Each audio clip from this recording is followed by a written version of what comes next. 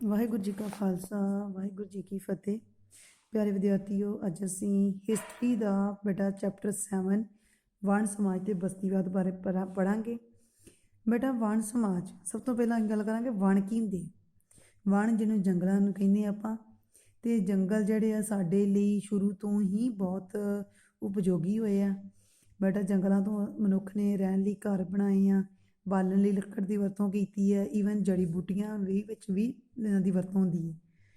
ਠੀਕ ਹੈ, ਤੇ ਕਈ ਲੋਕਾਂ ਦੇ ਲਈ ਇਹ ਇਨਕਮ ਦਾ ਸੋਰਸ ਹੀ, ਰੋਜੀ ਰੋਟੀ ਦਾ ਇੱਕ ਸਾਧਨ ਸੀ। ਇਹ ਹੁੰਦੇ ਵਣ। ਤੇ ਵਣ ਸਮਾਜ ਕੀ ਹੁੰਦਾ ਹੈ ਕਿ ਉਹ ਲੋਕ, ਵਣ ਸਮਾਜ ਤੋਂ ਭਾਵ ਉਹ ਲੋਕ ਜਿਹੜੇ ਵਣਾਂ ਦੇ ਖੇਤਰ ਦੇ ਆਲੇ ਦੁਆਲੇ ਰਹਿੰਦੇ ਆ ਤੇ ਜੋ ਆਪਣੀ ਰੋਜੀ ਰੋਟੀ ਦੇ ਲਈ, ਆਪਣੀ ਜੀਵਿਕਾ ਦੇ ਲਈ ਵਣਾਂ ਤੇ ਨਿਰਭਰ ਹੁੰਦੇ, ਉਹਨੂੰ ਕਹਿੰਦੇ ਵਣ ਸਮਾਜ। ਨੈਕਸਟ ਹੁੰਦਾ ਬਸਤੀਵਾਦ। ਪਹਿਲਾਂ ਲੈਸਨ ਦਾ ਮੀਨਿੰਗ ਵੇਖੀਏ। ਬਸਤੀਵਾਦ ਹੁੰਦਾ ਹੈ ਕਿ ਜਿਵੇਂ ਪਿਛਲੀ ਕਲਾਸ 'ਚ ਪੜ੍ਹ ਕੇ ਆਏ, ਕਲੋਨੀਨਿਜ਼ਮ ਕਹਿੰਦੇ ਆ। ਕਲੋਨੀਆਂ ਸ਼ਬਦ ਤੋਂ ਬਣਿਆ ਹੈ ਕਿ ਮੀਨਿੰਗ ਜੇ ਵੇਖਿਆ ਜਾਵੇ ਤਾਂ ਉਹਨੇ ਕਹਾ ਜੀ ਇੱਕ ਇਹੋ ਜਿਹੀ ਪ੍ਰੋਪਰਟੀ ਹੁੰਦੀ ਹੈ ਜਿਹਨੂੰ ਅਸੀਂ ਯੋਜਨਾਬੱਧ ਤਰੀਕੇ ਦੇ ਨਾਲ ਬੇਟਾ ਦੂਜੇ ਦੇਸ਼ਾਂ ਦੇ ਵਿੱਚ ਇਹਨੂੰ ਕਾਇਮ ਕਰਦੇ ਹਾਂ।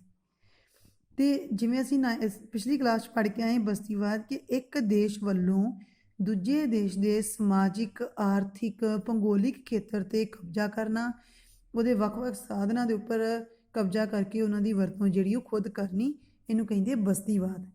ਐਗਜ਼ਾਮਪਲ ਦੇ ਤੌਰ 'ਤੇ ਸਾਡਾ ਇੰਡੀਆ ਜਦੋਂ ਆਜ਼ਾਦੀ ਤੋਂ ਪਹਿਲਾਂ, ਇੰਡੀਆ ਇੱਕ ਇੰਗਲੈਂਡ ਦੇ ਲਈ ਇੱਕ ਬਸਤੀ ਸੀ। ਠੀਕ ਹੈ, ਇਹਨੂੰ ਕਹਿੰਦੇ ਬਸਤੀਵਾਦ। ਨੈਕਸਟ ਸਾਡਾ ਟੌਪਿਕ ਹੁੰਦਾ ਹੈ ਬੇਟਾ ਵਣਾਂ ਅਤੇ ਜੀਵਕਾ ਸੰਬੰਧ। ਜਿਵੇਂ ਪਿੱਛੇ ਪੜ੍ਹਿਆ ਹੈ ਕਿ ਵਣ ਜਿਹੜੇ ਆ ਸਾਡੇ ਸਮਾਜ ਦੇ ਵਿੱਚ ਜੰਗਲ ਅਤੇ ਜਲ, ਇਹਨਾਂ ਨੂੰ ਜੀਵਨ ਦਾ ਆਧਾਰ ਮੰਨਿਆ ਗਿਆ ਹੈ। ਜਿਵੇਂ ਪਿੱਛੇ ਪੜ੍ਹ ਕੇ ਆਏ ਬੇਟਾ ਪਿਛਲੀ ਕਲਾਸਾਂ 'ਚ ਜੰਗਲਾਂ ਦੇ ਫਾਇਦੇ ਪੜ੍ਹੇ, ਕੁਦਰਤੀ ਬਨਸਪਤੀ ਵਾਲੇ ਚੈਪਟਰ 'ਚ, ਕਿ ਸਾਨੂੰ ਕੀ ਕੁਛ ਪ੍ਰਾਪਤ ਹੁੰਦਾ ਹੈ। ਫਲ ਫੁੱਲ, ਜੜੀ ਬੂਟੀਆਂ, ਰਬੜ, ਲੱਕੜ, ਸਭ ਕੁਛ ਮਿਲਦਾ ਹੈ। ਈਵਨ ਜੰਗਲ ਜਿਹੜੇ ਆ ਪਸ਼ੂਆਂ ਦੇ ਲਈ, ਜੀਵਾਂ ਦੇ ਲਈ ਰਹਿਣ ਬਸੇਰਾ ਹੈ ਇਨਡਾਇਰੈਕਟ ਵੇ ਦੇ ਨਾਲ। ਔਰ ਇਨਡਾਇਰੈਕਟ ਵੇ ਦੇ ਨਾਲ ਬੇਟਾ ਵਣ ਜਿਹੜੇ ਆ ਵਰਖਾ ਲਿਆਉਣ ਦੇ ਵਿੱਚ ਮਦਦ ਕਰਦੇ ਆ, ਕਾਰਬਨ ਡਾਈਆਕਸਾਈਡ, ਡਾਈਆਕਸਾਈਡ ਦਾ ਬੈਲੈਂਸ ਬਣਾ ਕੇ ਰੱਖਦੇ ਆ। ਠੀਕ ਹੈ, ਤੇ ਵਰਖਾ ਦੇ ਰੂਪ ਵਿੱਚ ਸਾਡੇ ਵਣਾਂ ਦੇ ਰਾਹੀਂ ਖੇਤੀ ਦੇ ਵਿੱਚ ਪਸ਼ੂ ਪਾਲਣ ਦੇ ਲਈ ਬਹੁਤ ਲਾਭਦਾਇਕ ਸਿੱਧ ਹੁੰਦੀ ਹੈ। ਤੇ ਬੇਟਾ ਇਹ ਉਨੇ ਚਿਰ ਲੋਕਾਂ ਨੂੰ ਜਿਹੜਾ ਸੀ ਅਫੈਕਟ ਨਹੀਂ ਕੀਤਾ ਜਿੰਨੇ ਚਿਰ ਜਦੋਂ ਯੂਰਪ ਦੇ ਵਿੱਚ ਉਦਯੋਗਿਕ ਕ੍ਰਾਂਤੀ ਆਈ ਨਾ, ਉਹਦੇ ਨਾਲ ਲੋਕਾਂ ਦੇ ਜੀਵਨ ਨੂੰ, ਜਿਹੜੇ ਵਣ ਸਮਾਜ ਦੇ ਲੋਕ ਸੀ, ਉਹਨਾਂ 'ਤੇ ਬਹੁਤ ਜ਼ਿਆਦਾ ਇਫੈਕਟ ਹੋਇਆ। ਅਤੇ ਉਸ ਤੋਂ ਪਹਿਲਾਂ ਉਹਨਾਂ ਲੋਕਾਂ ਨੂੰ, ਉਹ ਜਿਹੜੇ ਸੀ ਵਣਾਂ 'ਤੇ ਗੁਜ਼ਾਰਾ ਕਰਦੇ ਸੀ ਅਤੇ ਆਪਣੇ ਜੀਵਨ ਦੇ ਵਿੱਚ, ਜ਼ਿੰਦਗੀ ਵਿੱਚ ਖੁਸ਼ ਸੀ। ਪਰ ਜਦੋਂ ਉਦਯੋਗਿਕ ਕ੍ਰਾਂਤੀ ਆਈ ਆ 1750 ਤੋਂ 1850 ਦੇ ਕਰੀਬ, ਠੀਕ ਹੈ, ਇਸ ਸਮੇਂ ਦੇ ਦੌਰਾਨ ਟੈਕਨੀਕਲ ਇਨੋਵੇਸ਼ਨ ਕਹਿ ਲਓ, ਖੋਜਾਂ ਦੇ ਤਹਿਤ ਜਾਂ ਕੁਝ ਦੇਸ਼ਾਂ ਨੇ ਮਿਲ ਕੇ ਜਿਹੜੀ ਇੰਡਸਟਰੀ ਕਾਇਮ ਕੀਤੀ, ਜਿਹਨੂੰ ਕਹਿੰਦੇ ਉਦਯੋਗਿਕ ਕ੍ਰਾਂਤੀ, ਜਿਹਦੇ ਲਈ ਬੇਟਾ ਰਾਅ ਮਟੀਰੀਅਲ ਦੀ ਲੋੜ ਸੀ। ਈਵਨ ਜਿੱਥੇ ਲੋਕ ਮਜ਼ਦੂਰ ਹੱਥ ਨਾਲ ਕੰਮ ਕਰਦੇ ਸੀ, ਉੱਥੇ ਮਸ਼ੀਨਾਂ ਦੇ ਥਰੂ ਕੰਮ ਕੀਤਾ ਜਾਂਦਾ ਹੈ। ਅਤੇ ਉੱਥੇ ਰਾਅ ਮਟੀਰੀਅਲ ਦੇ ਲਈ ਅਤੇ ਮਨੁੱਖ ਦੀਆਂ ਲੋੜਾਂ ਦੇ ਵਧਣ ਦੇ ਕਰਕੇ ਨਾ ਜੰਗਲਾਂ ਦੀ ਕਟਾਈ ਦਾ ਕੰਮ ਸ਼ੁਰੂ ਹੋ ਗਿਆ ਹੈ। ਅਤੇ ਜੰਗਲਾਂ ਦੀ ਕਟਾਈ ਦੇ ਕਰਕੇ ਕੀ ਹੋਇਆ ਕਿ ਵਣ ਸਮਾਜ ਦੇ ਲੋਕਾਂ 'ਤੇ ਬਹੁਤ ਜ਼ਿਆਦਾ ਪ੍ਰਭਾਵ ਪਿਆ ਇਹਦੇ ਨਾਲ, ਬਹੁਤ ਇਫੈਕਟ ਹੋਇਆ। ਬਸਤੀ, ਅਗਲਾ ਟੌਪਿਕ ਸਾਡੇ ਕੋਲ ਆਉਂਦਾ ਹੈ ਬਸਤੀਵਾਦ ਅਧੀਨ ਵਣ ਸਮਾਜ 'ਚ ਪਰਿਵਰਤਨ। ਕਿ ਜਿਵੇਂ ਉਹਨੇ ਪੜ੍ਹਿਆ ਕਿ ਉਦਯੋਗਿਕ ਕ੍ਰਾਂਤੀ ਆਈ, ਉਦਯੋਗਿਕ ਕ੍ਰਾਂਤੀ ਦੇ ਨਾਲ ਲੱਕੜ ਅਤੇ ਜੰਗਲੀ ਸੋਮਿਆਂ ਦੀ ਮੰਗ ਵਧਣੀ ਸ਼ੁਰੂ ਹੋ ਗਈ, ਜੰਗਲਾਂ ਦੀ ਕਟਾਈ ਹੋਣੀ ਸ਼ੁਰੂ ਕਰ ਦਿੱਤੀ, ਅਤੇ ਉਹਨਾਂ ਦੇਸ਼ਾਂ ਵਿੱਚ ਕੱਚੇ ਮਾਲ ਦੇ ਤੌਰ 'ਤੇ ਭਾਵ ਕਿ ਲੱਕੜ ਦੀ ਘਾਟ ਮਹਿਸੂਸ ਹੋਣੀ ਸ਼ੁਰੂ ਹੋ ਗਈ। ਜਦੋਂ ਉਹਨਾਂ ਦੇ ਆਪਣੇ ਖੇਤਰਾਂ ਵਿੱਚ, ਭਾਵੇਂ ਯੂਰਪੀਅਨ ਕੰਟਰੀਜ਼ ਦੇ ਵਿੱਚ ਰਾਅ ਮਟੀਰੀਅਲ ਦੀ ਕਮੀ ਹੋਣੀ ਸ਼ੁਰੂ ਹੋ ਗਈ, ਅਤੇ ਬੇਟਾ ਉਹਨਾਂ ਨੇ ਦੂਜੇ ਇਹੋ ਜਿਹੇ ਦੇਸ਼ਾਂ ਦੇ ਉੱਪਰ ਨਜ਼ਰ ਰੱਖਣੀ ਸ਼ੁਰੂ ਕਰ ਦਿੱਤੀ ਜਿਹੜੇ ਕਿ ਵਣ ਸੰਪਤੀ ਦੇ ਪੱਖੋਂ ਬਹੁਤ ਰਿਚ ਹੈਗੇ, ਬਹੁਤ ਵਧੀਆ ਹੈ। ਠੀਕ ਹੈ, ਅਤੇ ਇਸ ਕਰਕੇ ਜਿਵੇਂ ਡੱਚ ਹੋ ਗਏ, ਪੁਰਤਗਾਲੀ, ਫਰਾਂਸੀਸੀ, ਅੰਗਰੇਜ਼, ਇਹ ਦੇਸ਼ਾਂ ਨੇ ਦੂਜੇ ਦੇਸ਼ਾਂ ਵਿੱਚ ਆ ਕੇ ਲੁੱਟ ਖਸੁੱਟ ਕਰਨੀ ਸ਼ੁਰੂ ਕਰ ਦਿੱਤੀ, ਜਿਹਦੇ ਕਾਰਨ ਵਣ ਸਮਾਜ ਦੇ ਲੋਕਾਂ 'ਤੇ ਕਾਫੀ ਜਿਹੜਾ ਸੀ ਪ੍ਰਭਾਵ ਪਿਆ ਹੈ। ਵਣ ਕਟਾਈ ਦੇ ਜਿਹੜੇ ਕਾਰਨ ਕੀ ਸੀ, ਉਹ ਸਭ ਤੋਂ ਪਹਿਲੇ ਨੰਬਰ 'ਤੇ ਬੇਟਾ ਆਉਂਦਾ ਹੈ ਭੂਮੀ ਦਾ ਵਿਸਤਾਰ।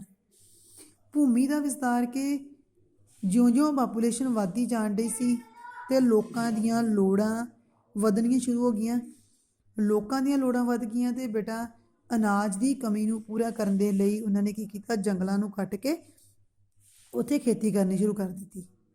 ਅਗਲਾ ਆਉਂਦਾ ਰੇਲਵੇ ਦਾ ਵਿਸਤਾਰ। ਜਦੋਂ ਅੰਗਰੇਜ਼ ਭਾਰਤ ਵਿੱਚ ਆਏ ਤੇ ਬੇਟਾ ਉਹਨਾਂ ਨੇ ਆਪਣੇ ਸੈਨਿਕਾਂ ਨੂੰ ਜਾਂ ਵਪਾਰਿਕ ਹਿੱਤਾਂ ਨੂੰ, ਭਾਵ ਕਿ ਵਪਾਰਿਕ ਵੱਖ-ਵੱਖ ਵਸਤੂਆਂ ਨੂੰ ਇੱਕ ਜਗ੍ਹਾ ਤੋਂ ਦੂਜੀ ਜਗ੍ਹਾ 'ਤੇ ਲੈ ਕੇ ਜਾਣ ਦੇ ਲਈ ਜਾਂ ਪ੍ਰਸ਼ਾਸਨਿਕ ਢਾਂਚੇ ਨੂੰ ਮਜ਼ਬੂਤ ਬਣਾਉਣ ਦੇ ਲਈ ਰੇਲਵੇ ਦਾ ਵਿਸਤਾਰ ਕਰਨਾ ਸ਼ੁਰੂ ਕਰ ਦਿੱਤਾ। ਤੇ ਰੇਲਵੇ ਦੇ ਵਿਸਤਾਰ ਦੇ ਲਈ ਜਿਵੇਂ ਸਲੀਪਰ ਸੀ, ਪਟੜੀਆਂ ਸੀ, ਉਹਨਾਂ ਦੇ ਲਈ ਲੱਕੜ ਚਾਹੀਦੀ ਸੀ ਤੇ ਇਸ ਕਰਕੇ ਵੱਡੀ ਮਾਤਰਾ ਵਿੱਚ ਜਿਹੜੀ ਲੱਕੜ ਸੀ ਉਹਦੀ ਵਰਤੋਂ ਕਰਨੀ ਸ਼ੁਰੂ ਕਰ ਦਿੱਤੀ। ਜਿਵੇਂ 1 ਕਿਲੋਮੀਟਰ ਦੀ ਪਟੜੀ ਬਣਾਉਣ ਦੇ ਲਈ ਬੇਟਾ 450 ਸਲੀਪਰ ਦੀ ਲੋੜ ਪੈਂਦੀ। ਇਸ ਤੋਂ ਇਲਾਵਾ ਡੱਬੇ ਬਾਲਣ ਦੀ ਵਰਤੋਂ ਕੀਤੀ ਜਾਂਦੀ, ਰੇਲ ਗੱਡੀ ਨੂੰ ਚਲਾਉਣ ਦੇ ਲਈ ਵੀ ਬਾਲਣ ਦੀ ਲੋੜ ਸੀ ਜੋ ਲੱਕੜ ਤੋਂ ਪੂਰੀ ਹੁੰਦੀ। ਤੀਸਰਾ ਪੁਆਇੰਟ ਆਉਂਦਾ ਸਮੁੰਦਰੀ ਜਹਾਜ਼ਾਂ ਨੂੰ ਬਣਾਉਣ ਦੀ ਲੱਕੜ ਦੀ ਲੋੜ। ਪਹਿਲਾਂ ਕੀ ਹੁੰਦਾ ਕਿ ਜਿਹੜੇ ਯੂਰਪੀਅਨ ਕੰਟਰੀ ਸੀ ਬੇਟਾ ਓਕ ਦੇ ਰੁੱਖ ਤੋਂ ਜਿਹੜੇ ਸੀ ਜਹਾਜ਼ ਬਣਾਉਂਦੇ, ਜਿਨ੍ਹਾਂ ਦੀ ਉਮਰ ਤਕਰੀਬਨ 15-20 ਸਾਲ ਦੇ ਕਰੀਬ ਹੁੰਦੀ।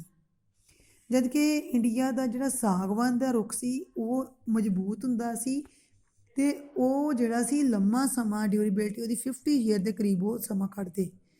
ਇਸ ਕਰਕੇ ਉਹਨਾਂ ਨੇ ਅੰਗਰੇਜ਼ਾਂ ਨੇ ਕੀ ਕੀਤਾ ਬੇਟਾ, ਸਾਗਵਾਨ ਦੇ ਜਿਵੇਂ ਜਹਾਜ਼ ਬਣਾਉਣ ਦੇ ਲਈ ਇੰਡੀਆ ਦੇ ਵਿੱਚੋਂ ਜਿਹੜੇ ਸੀ ਸਾਗਵਾਨ ਦੇ ਲੱਕੜ ਜਿਹੜੀ ਮੰਗਾਉਣੀ ਸ਼ੁਰੂ ਕਰ ਦਿੱਤੀ ਤੇ ਹੌਲੀ ਹੌਲੀ ਜਿਹੜਾ ਸੀ ਇਹਨਾਂ ਜੰਗਲਾਂ ਦੇ ਉੱਤੇ ਆਪਣਾ ਕਬਜ਼ਾ ਕਰਨਾ ਸ਼ੁਰੂ ਕਰ ਦਿੱਤਾ ਹੈ ਤੇ ਇਹਨਾਂ ਦੀ ਕਟਾਈ ਕਰਕੇ ਲੱਕੜ ਪ੍ਰਾਪਤ ਕਰਕੇ ਇੰਗਲੈਂਡ ਭੇਜਦੇ। ਅਗਲਾ ਆਉਂਦਾ ਵਪਾਰਕ ਫਸਲਾਂ ਦੀ ਖੇਤੀ। ਜਿਵੇਂ ਹੁਣ ਇਹ ਕਿਹਾ ਕਿ ਆਬਾਦੀ ਵਧਣੀ ਸ਼ੁਰੂ ਹੋ ਗਈ। ਆਬਾਦੀ ਵਧਣ ਦੇ ਨਾਲ ਬੇਟਾ ਜਿਹੜੀ ਵਪਾਰਕ ਫਸਲਾਂ ਸੀ ਉਹਨਾਂ ਦੀ ਮੰਗ ਵਧਣੀ ਸ਼ੁਰੂ ਹੋ ਗਈ ਤੇ ਮੰਗ ਨੂੰ ਪੂਰਾ ਕਰਨ ਦੇ ਲਈ ਜਿੱਥੇ ਉਹਨਾਂ ਨੇ ਕਿਸਾਨਾਂ ਨੂੰ ਮੋਟੀਵੇਟ ਕੀਤਾ ਵੱਖ-ਵੱਖ ਫਸਲਾਂ ਦੇ ਲਈ, ਵਪਾਰਕ ਫਸਲਾਂ ਜਿਵੇਂ ਚਾਹ, ਕੌਫੀ, ਰਬੜ, ਪਟਸਨ, ਇਹਨਾਂ ਲਈ ਜੇ ਲੋਕਾਂ ਨੂੰ ਮੋਟੀਵੇਟ ਕੀਤਾ, ਨਾਲ ਨਾਲ ਇਹਨਾਂ ਨੇ ਕੀ ਕੀਤਾ, ਵੱਖ-ਵੱਖ ਦੇਸ਼ਾਂ ਤੋਂ ਜਿਹੜੇ ਫੋਰੈਸਟ ਨਾਲ, ਜੰਗਲਾਂ, ਜਿਹੜੇ ਬਾਗਬਾਨ ਨਾਲ, ਐਗਰੀਕਲਚਰ ਦੇ ਨਾਲ ਰਿਲੇਟਡ ਐਕਸਪਰਟ ਸੀ ਨਾ, ਉਹਨਾਂ ਨੂੰ ਸੱਦ ਕੇ ਇੱਥੇ ਆ ਕੇ ਇਹਨਾਂ ਨੂੰ ਕੰਮ ਕਰਨਾ ਸ਼ੁਰੂ ਕਰਵਾ ਦਿੱਤਾ ਹੈ। ਠੀਕ ਹੈ, ਇਹੀ ਜੰਗਲਾਂ ਦੀ ਕਟਾਈ ਦੇ ਕਾਰਨ ਕਿ ਕਿਉਂ ਜੰਗਲ ਕੱਟਣੇ ਸ਼ੁਰੂ ਕਰ ਦਿੱਤੇ। ਹੌਲੀ ਹੌਲੀ ਬੇਟਾ ਜਿਵੇਂ ਵਪਾਰਕ ਫਸਲਾਂ 'ਤੇ ਆ ਗਈ ਤੇ ਇਹਨਾਂ ਨੇ ਵਣ ਕਾਨੂੰਨ ਬਣਾਉਣੇ ਸ਼ੁਰੂ ਕਰਤੇ ਅੰਗਰੇਜ਼ਾਂ ਨੇ, ਤਾਂ ਕਿ ਜੰਗਲਾਂ ਦੀ ਕਟਾਈ ਜਿਹੜੇ ਸੀ ਉੱਥੋਂ ਦੇ ਲੋਕ, ਉਸ ਜਗ੍ਹਾ ਦੇ ਲੋਕ ਜਿਹੜੇ ਵਪਾਰੀ ਸੀ ਉਹ ਨਾ ਕਰ ਸਕਣ। ਇਸ ਲਈ ਇਹਨਾਂ ਨੇ ਕਾਨੂੰਨ ਬਣਾਉਣੇ ਸ਼ੁਰੂ ਕਰ ਦਿੱਤੇ ਤੇ ਵੱਖ-ਵੱਖ ਜਗ੍ਹਾ 'ਤੇ ਜਿੱਦਾਂ ਬੇਟਾ ਜਿਹੜੀਆਂ ਮਾਲਾਬਾਰ ਦੀਆਂ ਪਹਾੜੀਆਂ ਉੱਤੇ ਸਾਗਵਾਨ ਦੇ, ਨੀਲਗਿਰੀ ਦੀਆਂ ਪਹਾੜੀਆਂ 'ਤੇ ਕਿੱਕਰ, ਬਬੂਲ ਦੇ ਰੁੱਖ ਲਗਾਉਣੇ ਸ਼ੁਰੂ ਕਰ ਦਿੱਤੇ। ਇਸੇ ਤਰ੍ਹਾਂ ਹੀ ਡਰਾਈਟਰਿਚ ਬ੍ਰੈਡਿਸ ਨਾਮੀ ਇੱਕ ਅੰਗਰੇਜ਼ ਸੀ ਜਿਹਨੂੰ ਮਹਾਨਿਰਦੇਸ਼ਕ ਡਾਇਰੈਕਟਰ ਜਨਰਲ ਨਿਯੁਕਤ ਕਰਤਾ ਹੈ, ਜਿਹਨੂੰ ਬੇਟਾ ਆਧੁਨਿਕ ਬਾਗਬਾਨੀ ਦਾ ਮੋਢੀ ਵੀ ਕਿਹਾ ਜਾਂਦਾ ਹੈ। ਤੇ ਇਹਨੇ ਵੱਖ-ਵੱਖ ਸੰਸਥਾਵਾਂ ਬਣਾਈਆਂ ਤਾਂ ਕਿ ਵਪਾਰਕ ਖੇਤੀ ਨੂੰ ਉਤਸ਼ਾਹਿਤ ਕੀਤਾ ਜਾ ਸਕੇ ਤੇ ਇਹਨੇ ਬੇਟਾ ਵੱਖ-ਵੱਖ ਜਿਹੜੀ ਹੈਗੇ ਸੀ ਨਾ, ਵੱਖ-ਵੱਖ ਕਿਸਮ ਦੇ ਰੁੱਖਾਂ ਦੀ ਜਗ੍ਹਾ ਉਹਨਾਂ ਨੇ ਕਿਹਾ ਕਿ ਇੱਕੋ ਕਿਸਮ ਦੇ ਰੁੱਖ ਜਿਹੜੇ ਇੱਕੋ ਕਤਾਰ 'ਚ ਲਗਾਏ ਜਾਣੇ ਚਾਹੀਦੇ। ਇਹ ਇਹਨਾਂ ਦਾ ਕਹਿ ਲਓ ਇੱਕ ਤਰੀਕਾ ਸੀ, ਢੰਗ ਸੀ ਕਿੱਦਾਂ ਕਰਦੇ ਸੀ ਉਹ। ਠੀਕ ਹੈ, ਤੇ ਜਿਵੇਂ ਇਹਦੇ ਵਿੱਚ ਆਪਾਂ ਵਿਸਤਾਰ ਬਾਰੇ ਪੜ੍ਹਾਂਗੇ ਕਿ ਵਿਗਿਆਨਿਕ ਬਾਗਬਾਨੀ ਦੇ ਵਿੱਚ ਕਹਿੰਦਾ ਇੱਕ ਪ੍ਰਕਾਰ ਦੀ ਰੁੱਖ ਹੋਣੀ ਚਾਹੀਦੀ, ਜਦਕਿ ਜਿਹੜੀ ਕੁਦਰਤੀ ਹੁੰਦੀ ਸੀ ਉਹ ਵੱਖ-ਵੱਖ ਪ੍ਰਕਾਰ ਦੇ ਰੁੱਖ ਹੁੰਦੇ। ਠੀਕ ਹੈ, ਤੇ ਇਹ ਉਹਨਾਂ ਦਾ ਡਿਫਰੈਂਸ ਸੀ, ਇੱਕ ਕਤਾਰ ਦੇ ਵਿੱਚ ਲਗਾਉਣਾ ਤੇ ਇੱਥੇ ਵੱਖ-ਵੱਖ ਥਾਵਾਂ ਦੇ ਉੱਪਰ ਜਿੱਦਾਂ ਉੱਗਦੇ ਉਹੀ। ਤੇ ਇਹਦੇ ਤਹਿਤ ਵੱਖ-ਵੱਖ ਕਾਨੂੰਨ ਬਣਾਏ ਗਏ। ਜਿਵੇਂ 1855 ਦੇ ਵਿੱਚ ਬੇਟਾ ਲਾਰਡ ਡਲਹੌਜੀ ਨੇ ਕਾਨੂੰਨ ਬਣਾਇਆ ਸੀ, ਜੋ ਜਿਵੇਂ ਪੜ੍ਹਿਆ ਕਿ ਸਾਗਵਾਨ ਤੇ ਬਬੂਲ ਦੇ ਰੁੱਖ ਜਿਹੜੇ ਸੀ ਵੱਖ-ਵੱਖ ਪਹਾੜੀਆਂ 'ਤੇ ਲਗਾਉਣੇ ਸ਼ੁਰੂ ਕਰ ਦਿੱਤੇ। ਇਸੇ ਤਰ੍ਹਾਂ ਹੀ 1864 ਦੇ ਵਿੱਚ ਭਾਰਤੀ ਵਣ ਵਿਭਾਗ ਦੀ ਸਥਾਪਨਾ ਕੀਤੀ ਗਈ ਤਾਂ ਕਿ ਬਾਗਬਾਨੀ ਨੂੰ ਹੋਰ ਇਨਕਰੇਜ ਕੀਤਾ ਜਾ ਸਕੇ। 1865 ਦੇ ਵਿੱਚ ਵੀ ਇੱਕ ਕਾਨੂੰਨ ਬਣਾਇਆ ਗਿਆ ਸੀ। ਠੀਕ ਹੈ, ਤੇ ਭਾਰਤੀ ਵਣ ਕਾਨੂੰਨ ਕੀ ਕਹਿੰਦਾ ਸੀ ਕਿ ਜੰਗਲਾਂ ਦਾ ਪ੍ਰਬੰਧ ਲਈ ਸਰਕਾਰ ਦਾ ਕੋਈ ਵੀ ਕਾਨੂੰਨ ਬਣਾ ਸਕਦੀ ਸੀ ਸਰਕਾਰ ਉਹਦੇ ਲਈ। ਠੀਕ ਹੈ, ਤੇ ਰੁੱਖਾਂ ਦੁਆਰਾ ਘਿਰੀ ਹੋਈ ਕਿਸੇ ਵੀ ਜ਼ਮੀਨ ਨੂੰ ਵਣ ਘੋਸ਼ਿਤ ਕਰ ਸਕਦੀ ਸੀ ਕਿ ਉਹ ਏਰੀਆ ਵਣ ਘੋਸ਼ਿਤ ਏਰੀਆ ਹੈ। ਇਸ ਤੋਂ ਇਲਾਵਾ ਕੁਛ ਜੰਗਲਾਂ ਦੇ ਉੱਪਰ ਸਰਕਾਰ ਆਪਣਾ ਕੰਟਰੋਲ ਕਰ ਸਕਦੀ ਸੀ। ਠੀਕ ਹੈ, ਤੇ ਲੋਕਾਂ ਦੇ ਅਧਿਕਾਰਾਂ ਬਾਰੇ ਇਹਦੇ ਵਿੱਚ ਕੁਛ ਨਹੀਂ ਦੱਸਿਆ ਗਿਆ ਕਿ ਲੋਕਾਂ ਦਾ ਅਧਿਕਾਰ ਕਿੱਥੇ ਹੋਵੇਗਾ। ਇਹੀ ਭਾਰਤੀ ਵਣ ਕਾਨੂੰਨ ਕਿ ਇੱਕ ਤਾਂ ਕਿਸੇ ਮਰਜ਼ੀ ਏਰੀਏ ਨੂੰ ਜਿਹੜਾ ਜੰਗਲ ਨਾਲ ਹਰਿਆ ਭਰਿਆ ਸੀ ਉਹਨੂੰ ਕਹਿ ਸਕਦੀ ਸੀ ਕਿ ਸਰਕਾਰੀ ਖੇਤਰ, ਤੇ ਜਾਂ ਜੰਗਲਾਂ ਦੇ ਪ੍ਰਬੰਧ ਲਈ ਕੋਈ ਕਾਨੂੰਨ ਬਣਾ ਸਕਦੀ ਸੀ। ਈਵਨ ਲੋਕਾਂ ਦੇ ਅਧਿਕਾਰਾਂ ਦੀ ਇਹਦੇ 'ਚ ਕੋਈ ਵੀ ਗੱਲ ਜਿਹੜੀ ਉਹ ਨਹੀਂ ਕੀਤੀ। ਫਿਰ ਆਇਆ 78 ਦਾ ਕਾਨੂੰਨ।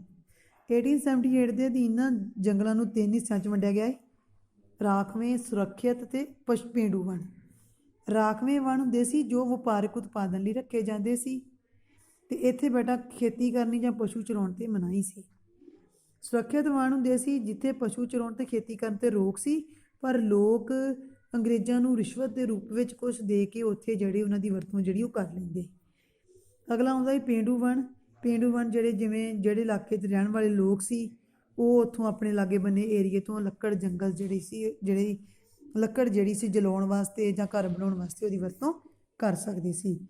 ਇਸੇ ਤਰ੍ਹਾਂ 1906 ਦੇ ਵਿੱਚ ਬੇਟਾ ਦੇਹਰਾਦੂਨ ਦੇ ਵਿੱਚ ਇੰਪੀਰੀਅਲ ਵਣ ਖੋਜ ਕੇਂਦਰ ਬਣਾਇਆ ਗਿਆ। ਇਸੇ ਤਰ੍ਹਾਂ 1927 ਵਿੱਚ ਹੋਰ ਕਾਨੂੰਨਾਂ ਨੂੰ ਮਜ਼ਬੂਤ ਬਣਾਉਣ ਦੇ ਲਈ, ਇਮਾਰਤੀ ਲੱਕੜ ਪ੍ਰਾਪਤ ਕਰਨ ਦੇ ਲਈ ਜਿਹੜੇ ਵੱਖ-ਵੱਖ ਟੈਕਸ ਲਗਾਉਣੇ ਸ਼ੁਰੂ ਕਰ ਦਿੱਤੇ, ਉਹਦੇ ਲਈ ਇੱਕ ਕਾਨੂੰਨ ਬਣਾਇਆ ਗਿਆ, ਭਾਰਤੀ ਵਣ ਕਾਨੂੰਨ। ਠੀਕ ਹੈ। ਇਸ ਤੋਂ ਇਲਾਵਾ ਇਹ ਸੀ ਵੱਖ-ਵੱਖ ਕਾਨੂੰਨ, ਅਤੇ ਜੇ ਕੋਈ ਕਾਨੂੰਨਾਂ ਦੀ ਉਲੰਘਣਾ ਕਰਦਾ ਸੀ ਉਹਨਾਂ ਨੂੰ ਸਜ਼ਾ ਵੀ ਦਿੱਤੀ ਜਾਂਦੀ ਸੀ, ਕੈਦ ਕੀਤਾ ਜਾਂਦਾ ਸੀ, ਈਵਨ ਉਹਨਾਂ ਨੂੰ ਜੁਰਮਾਨਾ ਕੀਤਾ ਜਾਂਦਾ ਸੀ। ਠੀਕ ਹੈ। ਅਤੇ ਅਗਲਾ ਟੌਪਿਕ ਸਾਡੇ ਕੋਲ ਸਮਕਾਲੀ ਭਾਰਤ ਵਿੱਚ ਵਣਾਂ ਦੀ ਸਥਿਤੀ। ਪੁਰਾਣੇ ਸਮੇਂ 'ਚ ਕੀ ਹੁੰਦਾ ਸੀ ਜੰਗਲਾਂ ਬਾਰੇ, ਕਿ ਜਿਵੇਂ ਸਾਡਾ ਇੰਡੀਆ ਵਾ ਉਹਨੂੰ ਰਿਸ਼ੀਆਂ ਮੁਨੀਆਂ ਦੀ ਧਰਤੀ ਕਿਹਾ ਜਾਂਦਾ ਹੈ।